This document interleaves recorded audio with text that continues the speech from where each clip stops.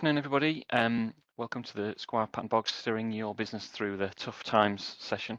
My name is Bryn Doyle. I'm an employment partner based here in the Manchester office. And what we're going to discuss today is how we can help, hopefully, to steer your business through some tough times that we're all facing at the moment. I'm very pleased to be able to be joined today by Caroline Noblet, who many of you will probably already know. She's a partner based in our London office. Also with Gemma Finlayson, who's a director based in our Leeds office. And perhaps best, but by no means least, or the other way around, Ben Kandebe, who is a senior enterprise customer success coach, who's based at Culture Amp, who are a global platform leader for employee experience. Ben is also going to be talking to us about the importance of culture, how we can strengthen your culture, particularly during these tough economic times. So before we start, just a few housekeeping, please, if that's okay. All participants will currently be on mute, and that's a deliberate thing. But we do absolutely very much welcome questions. So please do add any questions that you might have in the Q&A function. If you select all participants in the Q&A in the bottom right-hand corner, then please do put your questions in there. We will try and answer those either as we go through, or perhaps more likely if we've got a little bit of time at the end of the session. So without further ado, we've got a lot to get through, so let's crack on. So little introduction from me, first of all. Clearly, we are in some pretty tough economic times at the moment, both for employees and for employers. There's been some slightly more positive news in February on the economic data, and we're hoping, I think most people are hoping, that inflation has peaked.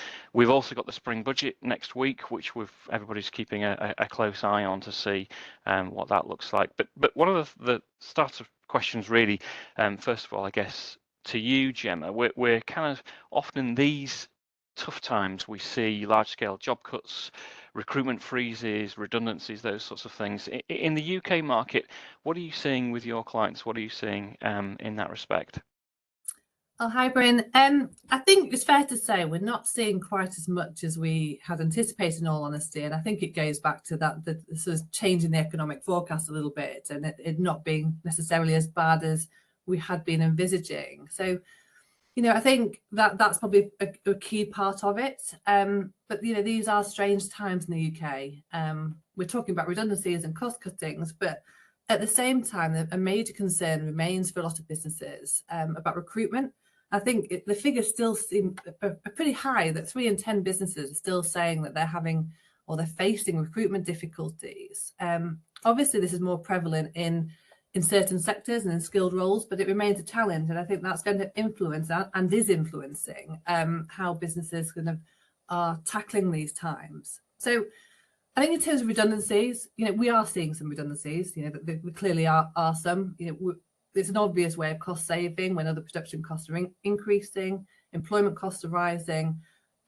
We've seen the well-publicised downsizing and significant downsizing in the tech and the streaming sectors. But I think from our perspective, we're not seeing the large-scale redundancies that we'd expected. So there's certainly sectors that are going through the processes, going through a probably smaller scale redundancies, certainly in the retail and hospitality sectors, and that rationalisation of stores and head office, etc. But these are generally, we're seeing it being on a smaller scale. I think what we're seeing more of is this restructuring and reorganisations within businesses and more creative ways of cutting costs. I think businesses are being more strategic and looking at their overall operations and considering where to focus their efforts and ultimately where to focus their employees. This battening down of the hatchets and not pursuing new projects which require the kind of significant investments, and instead making sure that the ways that they're working are more efficient and more effective, and ensuring that so people are working, employees are in the right roles and in the right places, and they're getting the most out of people. And an element of that is obviously that retaining talent. So I think we're going to see more of the reorganisations and these restructures, and other ways of sort of changing, I guess, outdated working practices. For one client, for example, we're looking at how to make contracts more profitable, where employees are incentivized through outdated bonus and commission arrangements, which actually don't really reflect the current working practices. So looking at those sort of changes are probably happening more to try and reduce or minimise the redundancies taking place. So I think with the economic downturn not anticipated to be quite as long term as maybe initially envisaged, and not necessarily as bad as initially envisaged, I think companies are kind of getting themselves ready to bounce back for when things pick up. We saw it after the pandemic, that those that bounced back quickly were those that furloughed rather than these redundancies. So I think we're going to see more of these reorganisations, these restructures, some smaller scale redundancies, and obviously recruitment freezes and changes to T's and C's will also be part of it. But I'm hoping, remain hopeful that we're going to sort of stay clear of these large scale redundancies. Good. Okay, thanks. And particularly, we've seen quite a large increase, haven't we, in the public sector of trade union activity, strike action, that sorts of stuff. Are you seeing that translate through to into the private sector as well, or in the UK, or is that limiting itself to the public sector? I think obviously the public sector ones are the ones that are, we see a lot of it. It's a lot very well publicised. In terms of in the private sector, then we are still seeing it, and still my sense is we're going to still continue to see industrial disputes, and we're going to continue to see in the private sector still requests for double-digit pay increases, at least for the next few months, and particularly whilst the public sector are going through the changes and the trade union activity that's taking place in the public sector. So I think we're still going to see that. I think will still be the threat of industrial action in the private sector, but I don't, I think it still remains a threat, not necessarily being followed through for various reasons, which probably go outside the scope of this session. But I do think that's going to change if businesses obviously do go into the cost-cutting mode. Then the focus of the unions is going to be more about keeping employees in jobs, which obviously will be more their focus rather than kind of continuing with these requests for the double-digit pay rises. I think the other thing we are still seeing is this greater interest in unionisation. Unions are gaining greater representation amongst new groups of workers, probably driven by employees working in the low-paid sectors, production sites, and also in businesses that are not currently recognised for collective bargaining purposes. So we're getting clients that just sort of go, oh, we've had a recognition application, they've never had that before. So it's kind of new to them, and it'd be interesting to see how it plays out. I think the other thing that's going to be interesting to see is actually the unions are obviously trying to drive up membership during these sort of challenging times, but will that actually follow through? Because we've seen union membership reduce in 2021. It reduced from 2020. They're going to try to get the membership fees in and get employees seeking trade union membership. But equally, we're in a cost of living crisis. So are employees really going to be paying those union fees, or are they going to be focusing their money elsewhere, paying the bills? So it'll be interesting to see how that one pans out. Yeah, well, it's interesting that the unions are under increasing pressure from the government, particularly in the public sector, potential legislation coming down the track in terms of what that looks like. And so it's going to be very interesting to see how the unions react to that.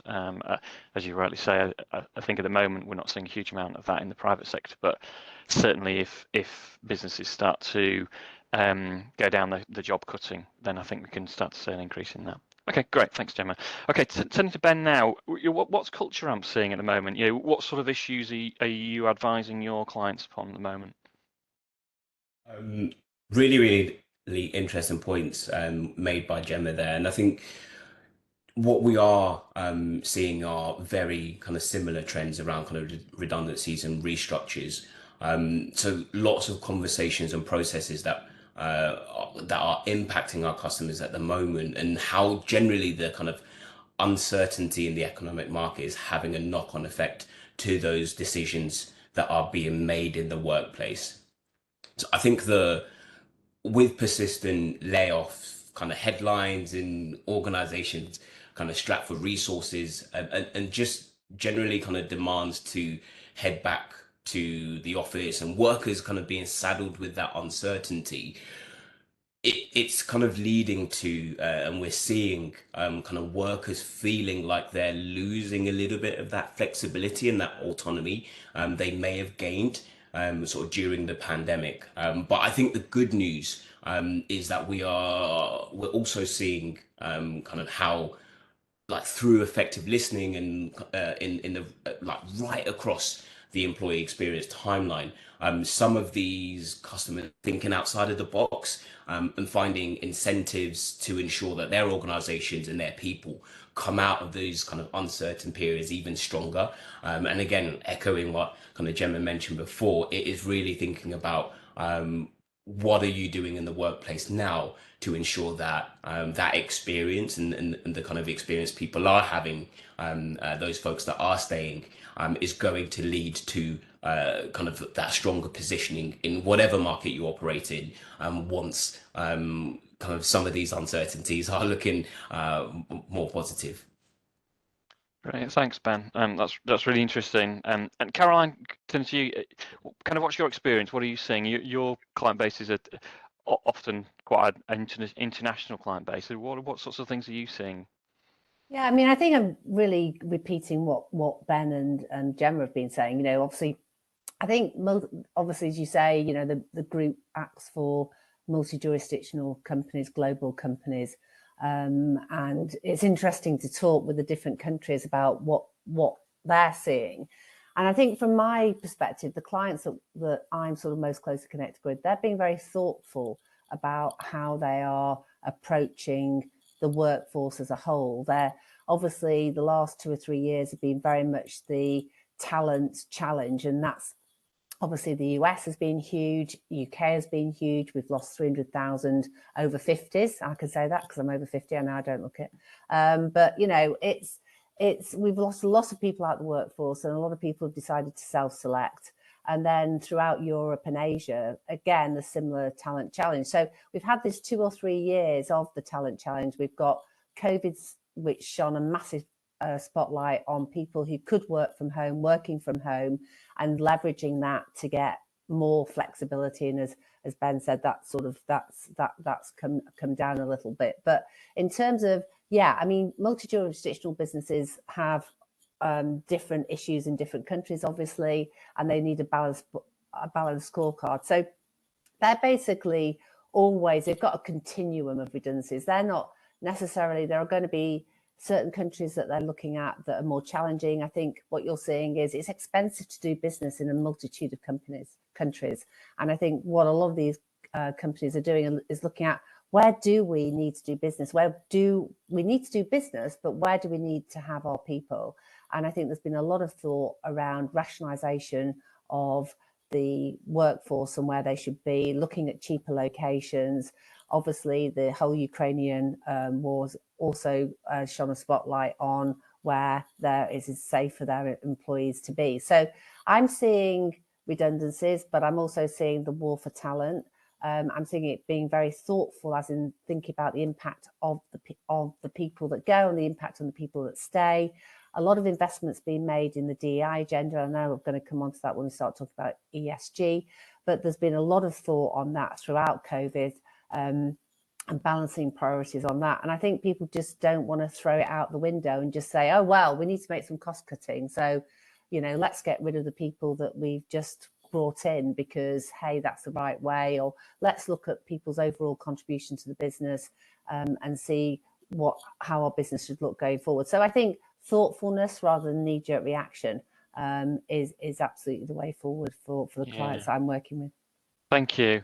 Yeah, and I echo that in terms of my practice as well. I see a lot of that, and I also see an increased focus on performance management. I think there's very much a case of we'd rather properly perform people and perhaps look at those people who aren't performing, exit those people from the business rather than just do large scale redundancies. So it seems to me that that's a kind of a focus, which is an interesting and slightly different direction from previous. No, I agree. And I think the sort of the productivity piece, and we were talking about that, weren't we, as a group the other day, where around, you know, in the UK, we've got a really long hours culture. And I think that's been exacerbated further by people who can work from home, working from home.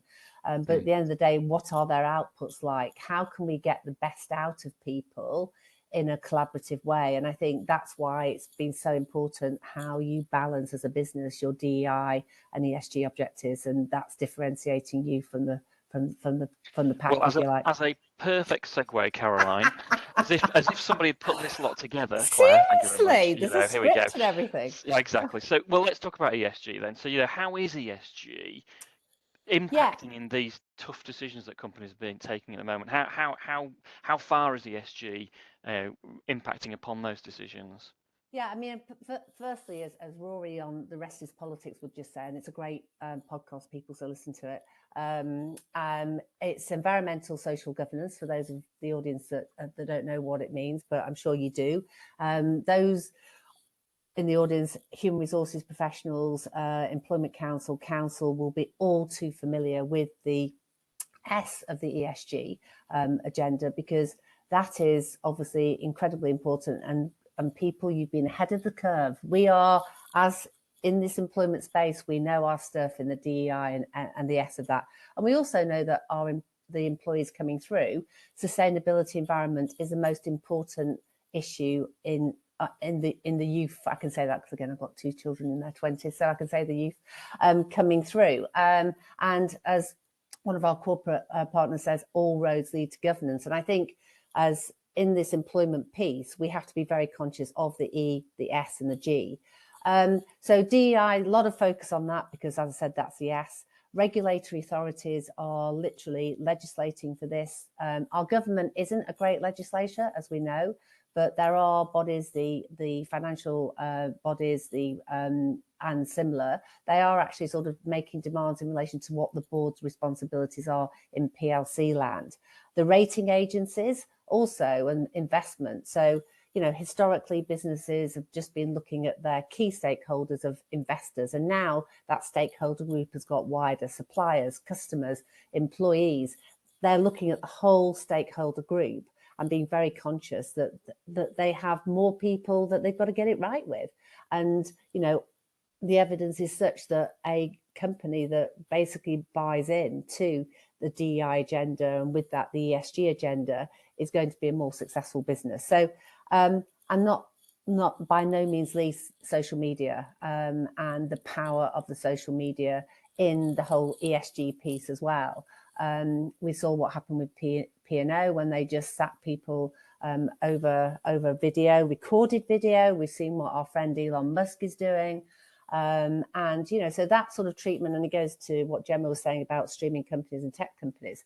And, and that isn't just at that end, it's at that end, the Zoom president was just sat just like that. So, you've seen, and people will remember that, I don't think we'll likely ever forget the P&O situation. And likewise, when I was a girl, we didn't forget people being sacked by text. It will be there with ever. So I think companies, and I think Ben, you obviously use a brilliant word, human.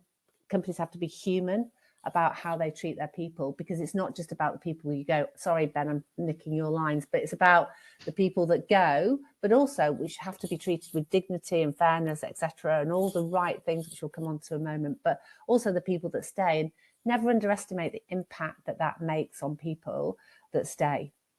And that's something that really companies have to think about. Yeah, so I was going to ask you that sort of question. So if you were giving advice, or when you are giving advice to clients, particularly in the ESG strategy, but those who are also going through tough times and have to make redundancies and reorganisations, what are the sort of the key takeaways that you're giving to those clients? Yeah, I mean, I know, Gemma, did you want to hop in with something? Sorry. No, it's just interesting what you're saying about the social media side of things. I think that's the first thing that clients are saying to me when they're picking up the phone asking for advice about how starting the process or about to kick off this process, how do we stop employees going to social media? I think it's such a big thing, and it's such a understandably big concern. And ultimately it goes back to what Caroline, what you said and what Ben said about treating employees in the right way. You can't stop people from going to social media, and there's very few limits that you can put in place.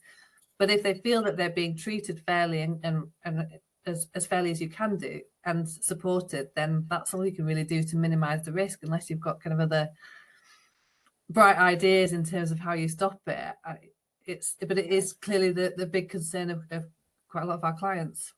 No, agreed. And I think it's that, clients obviously invest an enormous amount of money in values and creating their values and imbuing that in culture. And we have that awful phrase, don't we?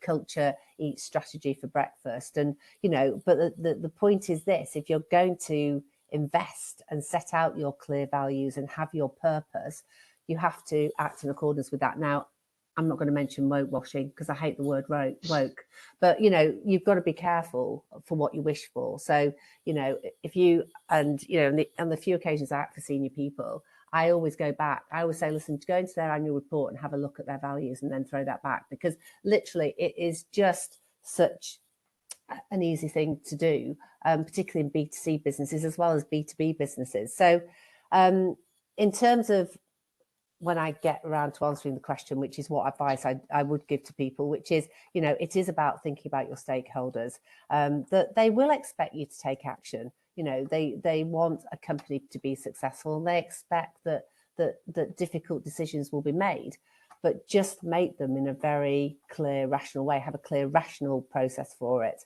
and a clear rationale. We in the UK have process for all our employment, and actually process can work really well, because our employment process is not about ticking a box so you don't get an unfair dismissal or discrimination claim. It is about actually avoiding a termination. So actually embrace process. And I was reading the wonderful Claire who put this webinar together, sent through an article from the FT and some great phrases, rank and yank, which is, sounds very awful when I said that. I wish I hadn't said that now. But anyway, but this whole point around companies should be thinking about what could they do to avoid a redundancy. It's not just a ticking box. So could they look about, and Gemma brought in the furlough, could you think about, you know, people working in a different way, less hours? I mean, they're all pretty obvious things, but, you know, they're pretty obvious steps, but it's people knowing that you fought for them, that you've fought and you've looked and you've considered and you're interested in what they have to say. So be open-minded. Obviously, you've got to get through a process. I know that. I've been an employment lawyer for 30 years, so, and I'm a cynical one as well. But embrace kind of creativity and innovation. You haven't spent all that money on your values and bringing people in to just do a knee-jerk reaction. So be mindful, be thoughtful, and be supportive. Thanks, Caroline. And Ben, I assume that kind of chimes pretty well with what you're speaking with your clients about as well, I guess. Yeah, no, absolutely. We actually recently conducted some research comparing like engagement survey results before a company went through a redundancy process, then the next survey that's run after those redundancies. And really some interesting kind of findings come out there. So we saw, like, unsurprisingly, engagement obviously takes a hit after redundancy processes. So things like kind of company brands and reputation are affected, which is kind of expected to kind of see, and that impacts that employee engagement. So we see a decline with employee engagement, but we also saw levels of advocacy decline the most. So if you think about kind of those employees that you might be kind of making redundant and or even those people that are staying, they've obviously been put through a really difficult situation, not only from a kind of the work that they may have to pick up on the back of those potential redundancies or resizings in organizations, but also that kind of emotional impact, that human impact on them as individuals. So it's more likely or less likely, sorry, to see employees recommending your organization as a great place to work off the back of those sorts of decisions and those sort of impact on them. We've also see kind of employees like unsure, of course, of their security in their role. So we're really then kind of feeding, or that's really then feeding into actually how that impacts on the actual data. So in this piece of research, one stat that really stood out for me is actually in one point of the research, we found that even a 1% sort of downsize can result in a 31% increase in turnover. We've talked about the kind of the war for talent and how difficult it has been and is still to hire for specific roles. And if we then also making those decisions to downsize, and kind of if you take that kind of the impact of this research that we've seen, seeing 31% potentially increase in turnover in your people, that is difficult. That has a huge impact on the kind of profitability of your organization, but also those kind of goals and objectives that the kind of leadership and kind of and the board have set. You need your people to be kind of performing. You need your people in the organization engaged in kind of everyone locked arms, walking and fighting towards that those end goals together. So really thinking about those decisions that might be impacting, or that the impact of redundancies on people is something that needs to be absolutely factored and considered before those decisions are made. One other area that's kind of negatively impacted as a result of redundancies is the perception on leadership. So I mentioned there kind of the those goals and objectives that are kind of set by the leadership and board and all across the organization. But just like boards often expect the CEO to explain and take responsibility for like those major changes, employees see kind of leaders as the culprits or the reason behind redundancies. So leaders really need to be mindful of how they come across or come to these decisions, and ensure they're leaning into those organizations' like values and stated purpose. If you're embracing your values and embracing the kind of stated purposes throughout that process and throughout that decision making, and being transparent where possible with employees to communicate kind of why this is happening and how the decisions have been made, it really does help change the perception around the decision. There's often a kind of misconception that leaders often escape redundancies, so like, or come out unscathed, while employees kind of bear the brunt of these decisions. So it's important to like look at that perception and think about that perception. We've seen kind of suggestions, or it's been suggested that the way that you can mitigate this might be to or for organizations to share with employees like the sacrifices leaders make. So any like pay cuts those leaders potentially have to or have taken to mitigate kind of that decision, or to help kind of get to the point where redundancies or resizings aren't something that's factored in. Any increased hours that your kind of leaders are having to take on board in order to ensure that kind of they're also doing the most they can to ensure that potentially this decision isn't made, or if it is made, actually how does that impact them in their roles as well. So really just to show that they are not or people aren't the only ones that are struggling or being impacted by those decisions to resize. Yeah, it's really interesting that, Ben. Thank you. And it definitely, what you just said there is definitely right in terms of what we're seeing for advising clients. So we recently done 2 fairly large scale redundancy exercises for 2 separate clients. One done with as much engagement as you possibly could do, result being that whilst the employees obviously who have been made redundant have been upset about it, understandably, actually can kind of understand why it was needed and the process, and it was all done as transparently as possible, and ultimately ended in a fairly satisfactory outcome for the client. Contrast that with one that we'd picked up sort of part way through, where the management had started and it had been very them and us, it had been very adversarial between the parties. There was a union involved as well, and really getting through that process was a very difficult thing for them, and as a result of that I've ended up with a number of employment tribunal claims as well. And so yeah, I think you're absolutely right. The way in which these processes are done and the way in which management is seen to be engaging with it, I think is a really important point. Yeah, yeah Sorry. definitely. And we often talk to customers about how they can build their values and their purpose all the way through that employee experience and that kind of employee life cycle. So from that moment they come into interview through to kind of onboarding, and actually through to offboarding. So that doesn't necessarily have to be kind of offboarding as part of kind of redundancy, but actually people leave organizations, and the way people are kind of handled and the way that that experience for people is lasting. So the way people experience these elements of that employee journey can have that lasting impact. And during those difficult times, it's often it's important to employees that the business is actively leaning into those organizations' values, and this can be a great way to improve that employee kind of perception, as you touched on there.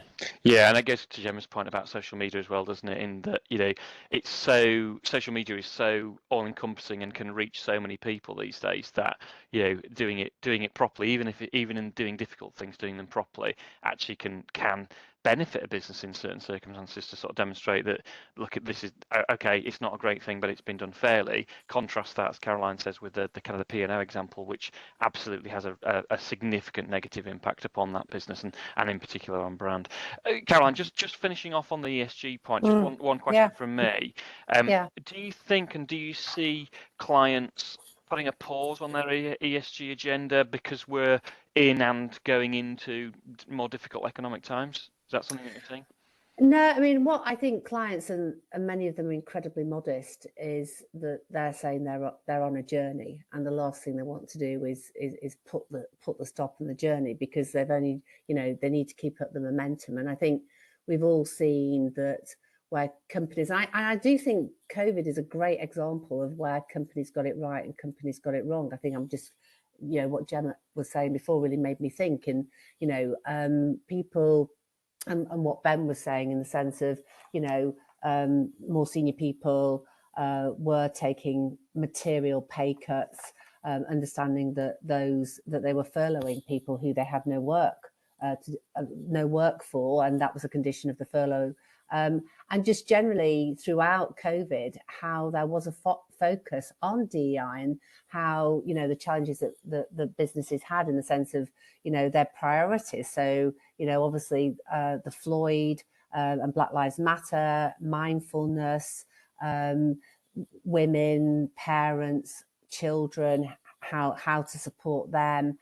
I mean, literally, I think every area of the DEI agenda was experienced. And I think businesses learned a lot from that. And I think they saw a lot of benefit in that when it all started to sort of, we, if you like, could see the way through the tunnel of COVID. And we were then desperately recruiting people to join the organisation. I think about what our firm has done in the sense of over, and during COVID, the investment that we've made in DEI, and how that's made a massive difference to the people that come in. And sorry, I know we're focusing on difficult decisions, but how people come into that organisation really will affect their journey with you in terms of retention and promotion and offboarding for whatever reason. So I think the point is that DEI is absolutely here to stay, that companies absolutely see the benefit. I do think there's that point around, well, everyone sees it as important, but it's someone else's issue. I think we're well past that. Although I was listening to a webinar a few days ago, which said that only 16% of companies in the UK have a DEI strategy. Can you believe that? 16%. So I just think that ESG isn't going to go away. I know that some people think it's sort of a nebulous phrase. I drank the Kool-Aid on this a number of years ago, and I think we as employment lawyers see the absolute relevance of the S, and I think we see the connection between the E and the G as well. And I think, you see the companies that are being invested in, you see the success of those companies. We go back to the McKinsey report that talked about the success of diverse boards. We read about the Hampton Alexander report, 40% of women are now on boards. I mean, I think you're seeing a mindfulness and well-being, and that being a really important retention tool, attraction tool, and also reducing sick pay. So I think that companies particularly through COVID, we learnt so much, didn't we, about it, and with so much more for us to learn. We really saw the benefit of how a company who continued with those efforts during the height of the crisis, and gosh, I can't believe it's 3 years. Can you believe it? It really made a difference, because those people stuck with the company and it attracted people. I don't know, Ben, whether you found that through your work with clients as well. And so I think for businesses, it's about, lead from the top, get your middle managers involved, because they're the ones on the front line. They're basically in charge. They're taking it forward. You're setting the tone from the top. You need implementers. So and measure it. We've been quite bold as a law firm. I'm not promoting Squire, Patton, Boggs in this, but I'm very proud of what we've achieved and the objectives that we've set in terms of our DEI targets. We didn't have to do it, but we have. And I think that whole point around nice narratives and PLC board papers and annual reports has gone. The regulatory authorities want to get it measured. They want to know, how are you moving the dial? How many women are you getting in your workplace? What is your ethnicity like? What is your social mobility like? How are you embracing it? And that will determine where shareholders are looking. It is, and because it makes sense, you're going to make more money.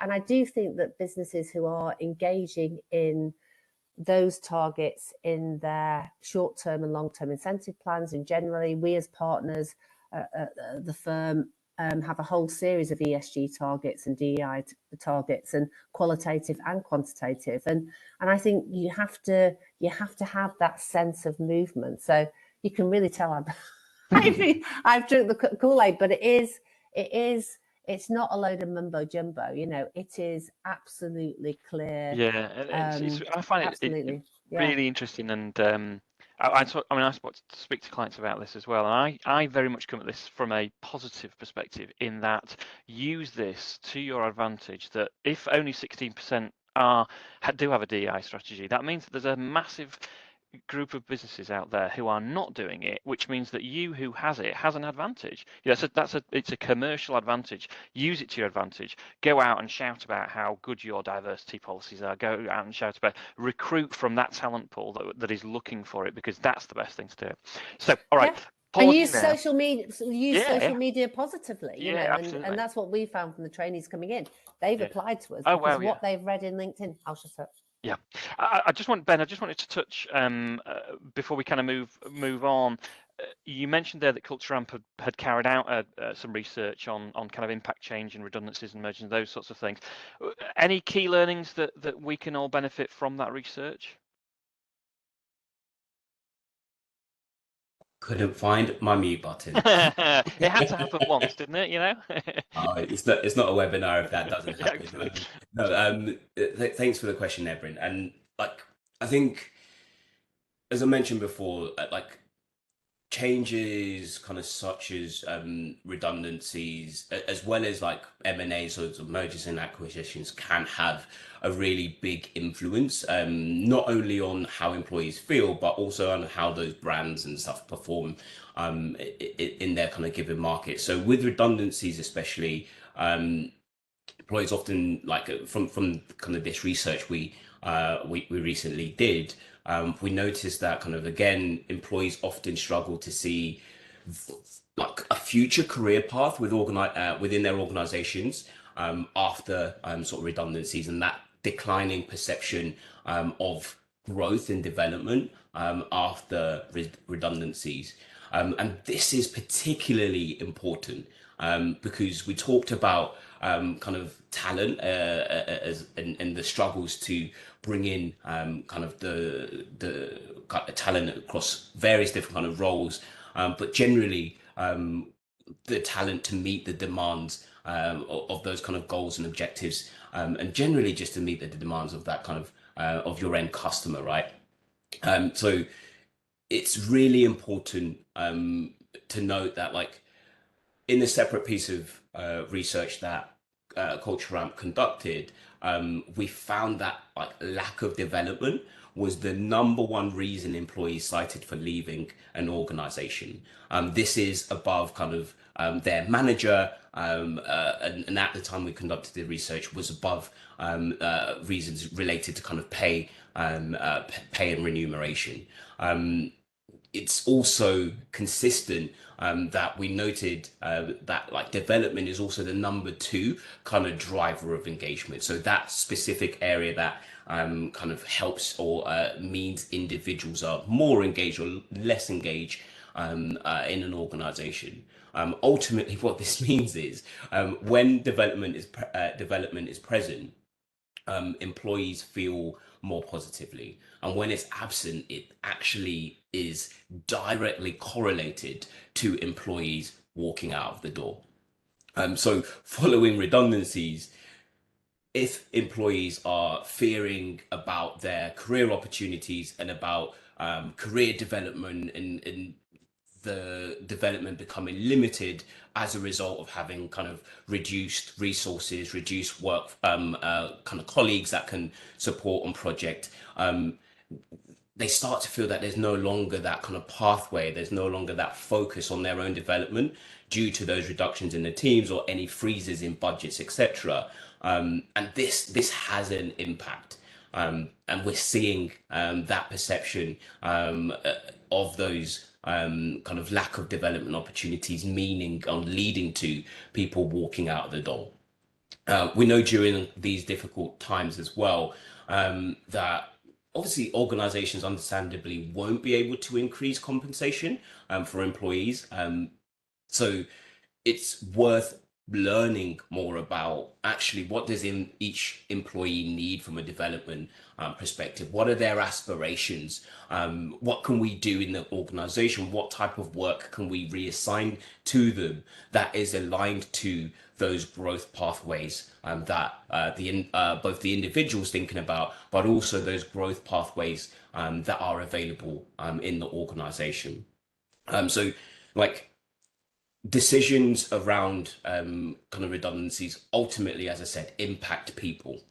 So when we start to consider actually that impact on people that stay with organizations after a layoffs, there's often some intangibles that are really tricky to collect data on. So if we think about things such as the impact on relationships with those colleagues that have left, losing a colleague, especially in organizations where you have a really strong culture, losing a colleague can mean like losing a really valued friend, and that's a really difficult impact and a really difficult thing for individuals.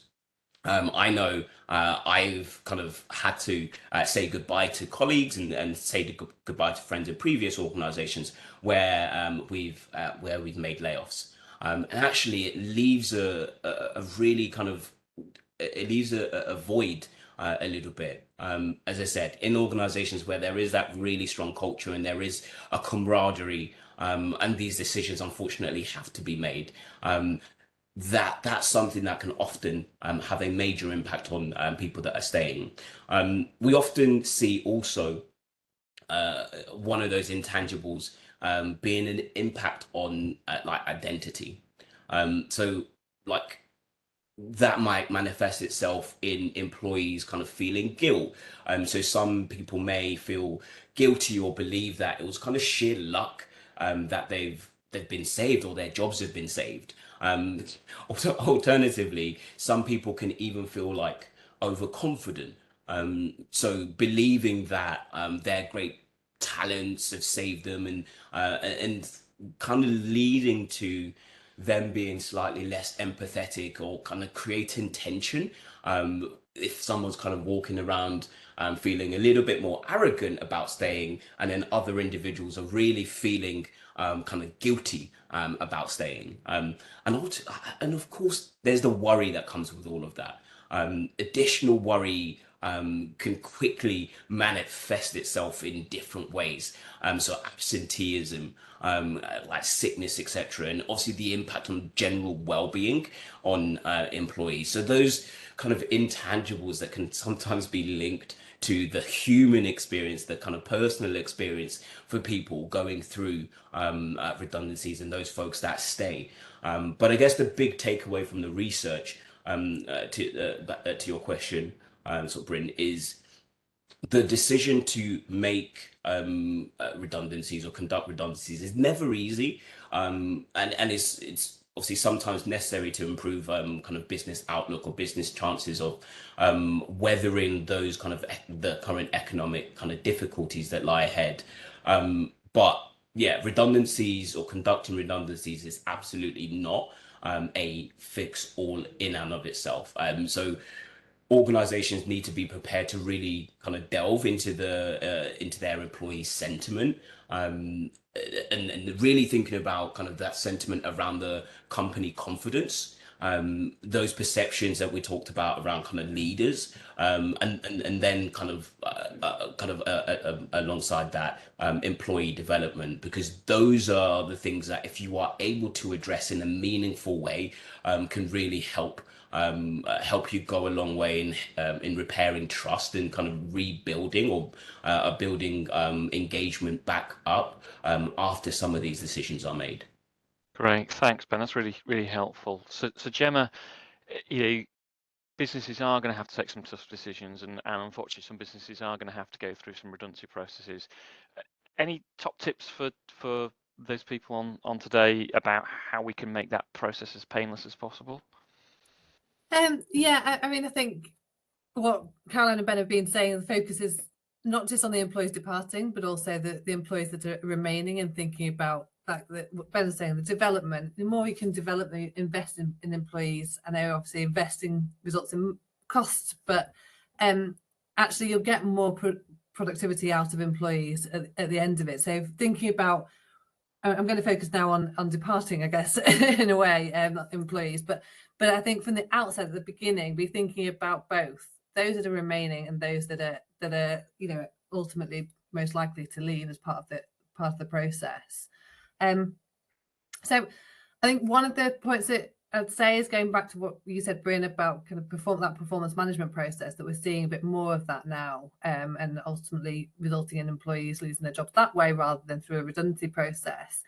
I think that the key thing now is, if you're not at the redundancy stage of starting that process, but actually this is a time to make sure you've got the documentation there, that the performance management documentation or just the appraisal documentation, ensure that managers are aware of the importance of having it in there. It's not just for a redundancy process or a performance management process, but also it's that, as Ben was saying, the development, making sure we're getting the right things out of the people that we have and the talent that we have.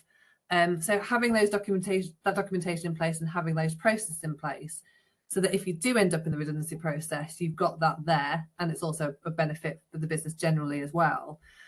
I think once you're at the point where, unfortunately, a business are going to have to carry out a redundancy process, I'm probably talking more about the collective processes here, so where there's 20 plus redundancies likely to take place. It's just preparation. As has been said, I think, by everybody as part of this, that the more employees understand the rationale and can understand the business rationale behind it, why it's being made, why it has to happen, the more likely they are going to be in terms of engaging in the process and understanding it. And that ultimately makes the process that little bit less painful. Thankfully, it's been some time since some businesses have had to go through this kind of difficult process, particularly on the larger scale. But that does mean that managers and HR people may be more rusty on the collective process. So brush up on those skills, have the training in place. I mean, we've been in there over the years and carried out that training process for managers and for HR people. And at the time, I think there's a question of, do we really need this? But actually, those are the times where we see the benefits. When you've invested in that, making sure the process you do undertake is correct, managers are fully trained in how they manage that consultation meeting and how they manage the process, the more likely it is, again, that employees are going to feel as though they get, they're not, then that this isn't an unprepared process. That they know that they're going to get answers to the questions that they're going to have. I mean, I've just spoke to a client this morning where 150 questions have arisen from the first announcement.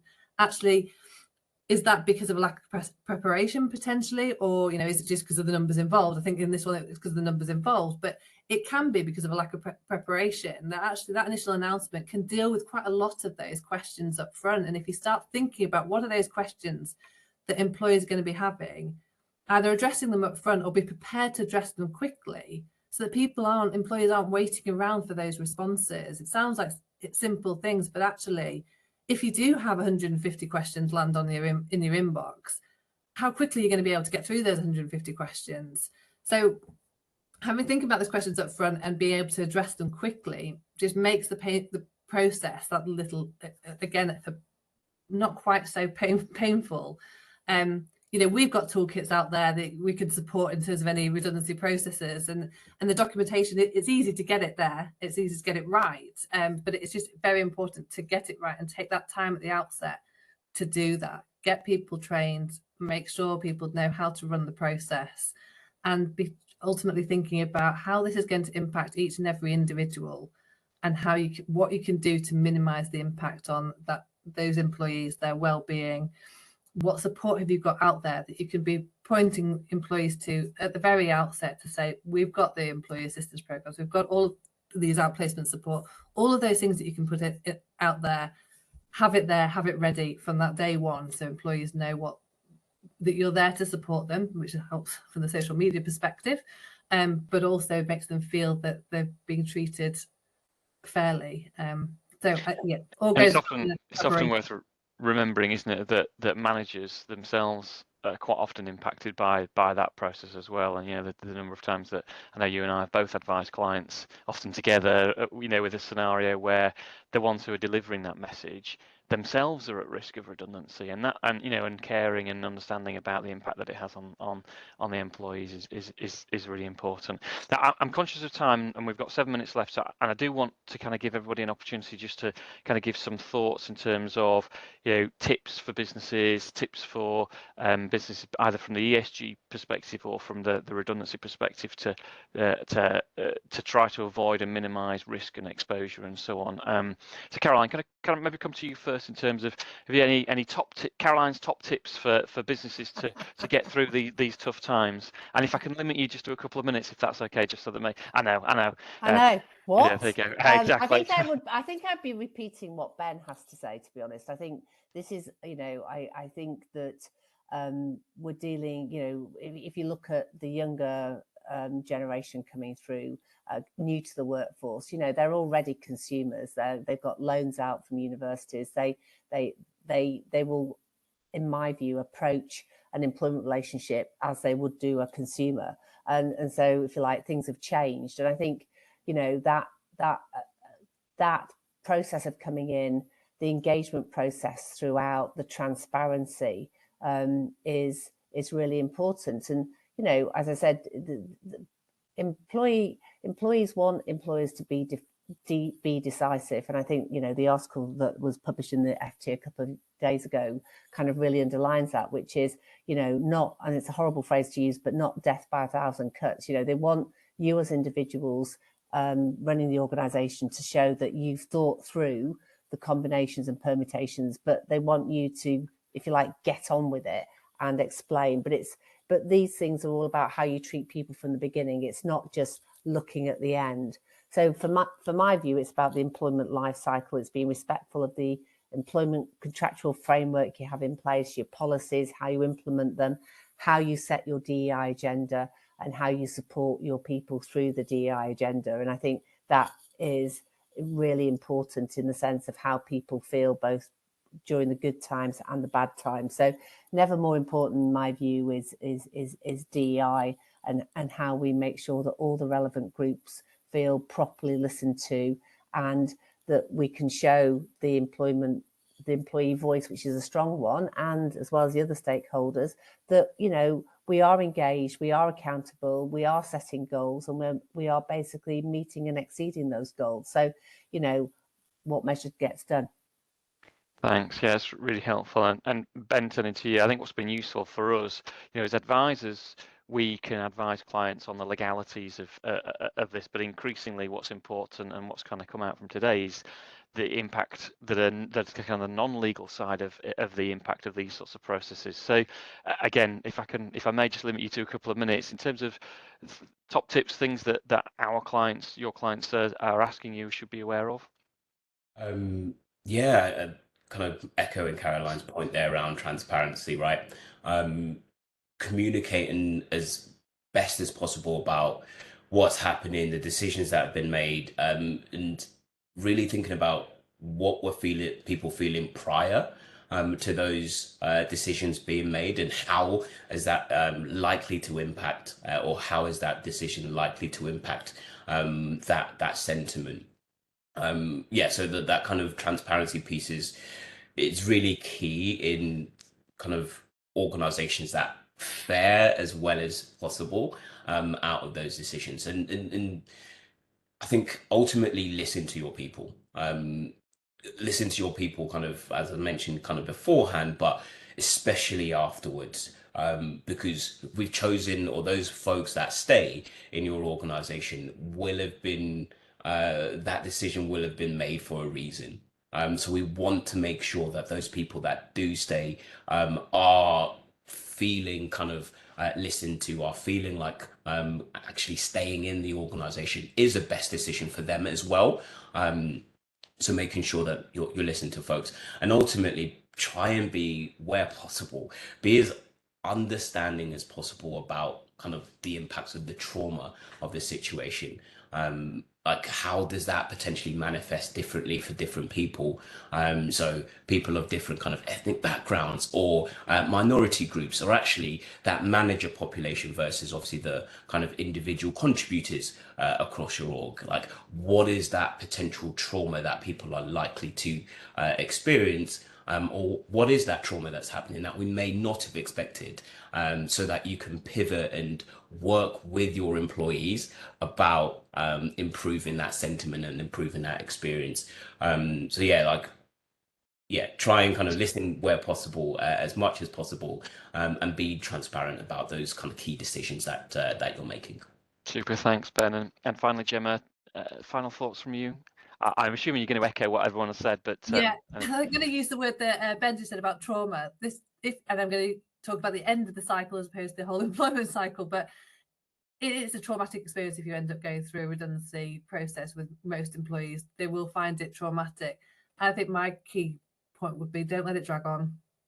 That's not good for productivity, because no one's getting any work done whilst they're going through the process. But yes, there's an element of, you don't want it to be too swift that it looks like you really are treating people badly and just getting them straight out. But equally, the longer it drags on, the more it is going to affect people, both those staying and also those leaving. So don't let the kind of decision making and the ultimate end result drag on. So I think that'd be my key point to make at the very end of this session, I suspect. Super. Thanks ever so much, Gemma. Yeah, I would echo all of those things. It's about being responsible and responsive, but not being in charge, I think, of the process for me as an employer, and I think that benefits everybody if you're being seen to run the process yourself, because where other interested parties start to impact upon that process, whether that's a disgruntled employee or a trade union or whatever it might be, as soon as that starts to have them impact, it undermines the fairness of that process and undermines that process itself. So I think we've kind of all agreed on that. Okay, well, that's great. Thanks, everybody. Thank you to Caroline. Thank you to Gemma. Specifically, thank you to Ben. We very much appreciate you giving your time to come and talk to us today. So we're very, very grateful for that. Thanks for everybody for tuning in. Hope you have a great afternoon, and see you soon. Bye. Thank you. Thanks for having me, folks. Bye. Bye. Bye.